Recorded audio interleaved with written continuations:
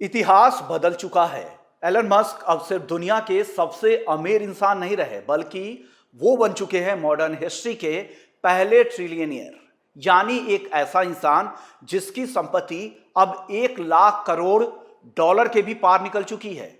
लेकिन आखिर मस्क इस जादुई आंकड़े तक पहुंचे कैसे? चलिए जानते हैं इस वीडियो में। मस्क की संपत्ति में इस ऐतिहासिक उछाल की सबसे बड़ी वजह है उनकी कंपनी स्पेसएक्स का ब्लॉकबस्टर आईपीओ। इतिहास का सबसे बड़ा आईपीओ साबित हुआ है।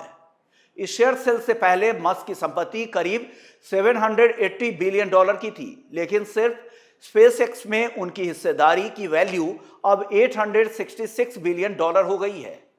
टेस्ला और बाकी कंपनियों को मिलाकर उनकी कुल नेटवर्थ 1.1 ट्रिलियन डॉलर के पार निकल चुकी है। मस्क अब अमीरों की एक ऐसी लीग में हैं जहां दूर दूर तक कोई उनके आसपास भी नहीं है। बिलियनियर्स इंडेक्स के हिसाब से मस्क के बाद दूसरे नंबर पर अल्फाबेट के को फाउंडर लैरी पेज हैं, जिनकी संपत्ति करीब 304 बिलियन डॉलर है। यानी मस्क अपने सबसे करीबी कॉम्पिटिटर से भी 3 गुना से ज्यादा अमीर हैं।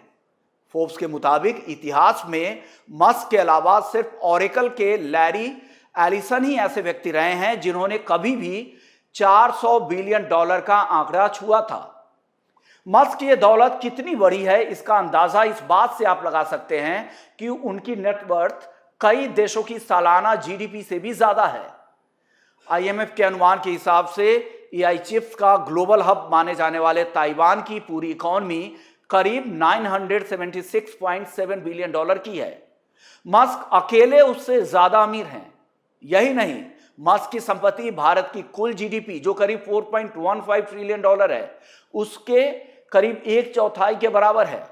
एक्सपर्ट्स इसे एलन प्रीमियम का नाम दे रहे हैं। इसका मतलब है कि इन्वेस्टर ट्रेडिशनल फाइनेंशियल डिसिप्लिन को छोड़कर सिर्फ मस्क के विजन और उनके रिस्क लेने की क्षमता पर दांव लगाते हैं।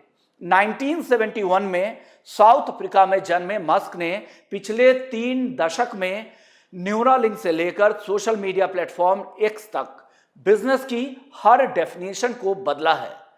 जहां एक तरफ मस्क के समर्थक उन्हें एक ऐसा क्रांतिकारी मानते हैं जो इंसान को मंगल ग्रह पर ले जाना चाहता है, वहीं आलोचक दुनिया पर उनके इस हद से ज्यादा बढ़ते हुए प्रभाव और वेल्थ इनइक्वालिटी यानी अमीरी गरीबी के अंतर को लेकर सवाल भी उठा रहे हैं। विवाद चाहे जो भी हो, लेकिन आंकड़ों ने इतिहास रच दिया है। 90 के दशक में ऑनलाइन बिजनेस शुरू करने वाला एक आम लड़का आज पूरी दुनिया का पहला ट्रिलियनियर बन चुका है। आपको क्या लगता है, क्या किसी एक इंसान के पास इतनी दौलत होना दुनिया के लिए सही है या गलत? अपने विचार हमें कमेंट बॉक्स में जरूर बताएं। वीडियो पसंद आया तो लाइक और शेयर करें, और ऐसे ही इंफॉर्मेटिव रील्स वीडियोस के लिए हमारे प्लेटफॉर्म बिजनेस 24 टीवी को फॉलो और सब्सक्राइब करना ना भूलें। नमस्कार।